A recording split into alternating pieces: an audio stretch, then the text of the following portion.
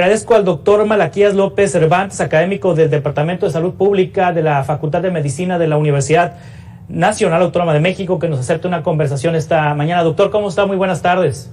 Muy buenas tardes, Juan Carlos. Agradezco la invitación. Estoy a la orden de ustedes. Hoy el subsecretario de Salud, Hugo López-Gatell, dijo que aunque México cursa la tercera ola de contagios de coronavirus, no habrá cierres absolutos porque los nuevos parámetros del semáforo de riesgo COVID presentados ante el Consejo Nacional de Salud la semana pasada no contemplan esta medida, aún en color rojo. Pero vamos por partes, doctor. ¿Ya se conocen estos parámetros que presentaron al Consejo de Salud? ¿Ya es una información pública? No, Juan Carlos, solamente se ha dicho pues que se estaban rediseñando los criterios. Esta declaración del subsecretario pues nos hace sospechar de que están haciendo todos los envoltorios que fueran necesarios para estar en rojo y como si estuviéramos en verde. Sí, quiere decir que no habrá suspensión de actividades en las ciudades, en los estados donde los contagios se están multiplicando todos los días. Ahorita veíamos una lista de 15 estados que están impulsando esta tercera ola de contagios. ¿Cómo ha pasado en otras partes del mundo, doctor? Lo que hace el gobierno o lo que se prevé que haga el gobierno mexicano es parecido a lo que han hecho otros países del mundo ante la tercera ola de contagios en otros territorios? De ninguna manera, Juan Carlos. México no se parece a nadie. Todos los demás han buscado de alguna forma detener los contagios y parece que las decisiones que se toman en México es al revés. Cómo propiciar que corran y que corran más rápido. Ninguna de las decisiones, ni de las acciones, ni de las intenciones que se han anunciado desde que se empezó este problema hace un año han sido en el sentido de detener los contagios. Se ha creído que basta con tener hospitales y camas de hospital disponibles y que con eso pues ya se puede enfrentar.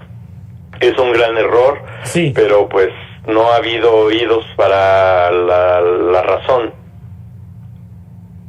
Sí, dice el doctor Hugo López-Gatell hoy en la mañana, hay actividades públicas, en particular la educación, que no serán sujetas al cierre en el mismo contexto que fueron consideradas las actividades económicas esenciales cuando el confinamiento fue severo, y entonces ahora no debe extrañar que haya espacios públicos abiertos, aún con el crecimiento de la epidemia. Pero lo que sí es muy importante es que las distintas medidas de seguridad sanitaria se cumplan a cabalidad, es lo que dice Hugo López-Gatell. Esto también en el contexto de la declaración del presidente López Obrador de que en agosto se regresa a clases presenciales, aunque esté el semáforo en el color en que se encuentre, doctor Malaquías.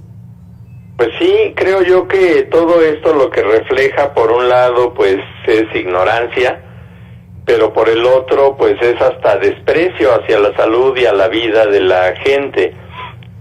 Deberíamos de estar en una fase de preparación intensiva si es que se quiere llegar a abrir las escuelas, y la preparación intensiva es cortar de raíz los contagios, y para cortar los contagios pues se tiene que disminuir la posibilidad de que la gente se contagie, y esto quiere decir pues evitar contactos masivos, utilizar protecciones individuales y de preferencia permanecer en lugares donde no estén en riesgo. Nada de eso le entra en la cabeza a las personas que toman decisiones de carácter político. Es decir, ¿usted recomendaría un nuevo confinamiento rumbo al regreso a clases, previo al regreso a clases?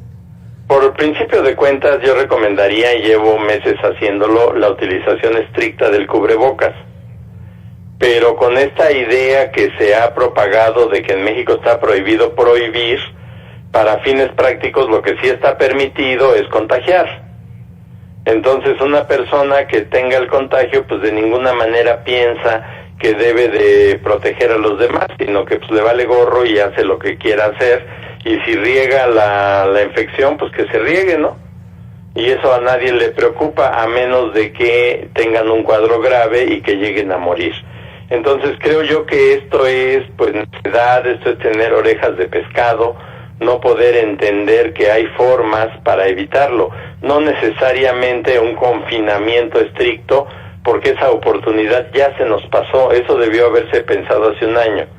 Pero este año y en este momento se pueden llevar a cabo una serie de acciones que protejan a la población, como la de pedirle a la gente a que a cualquier precio esté utilizando todo el tiempo el cubrebocas, y eso nunca se ha hecho.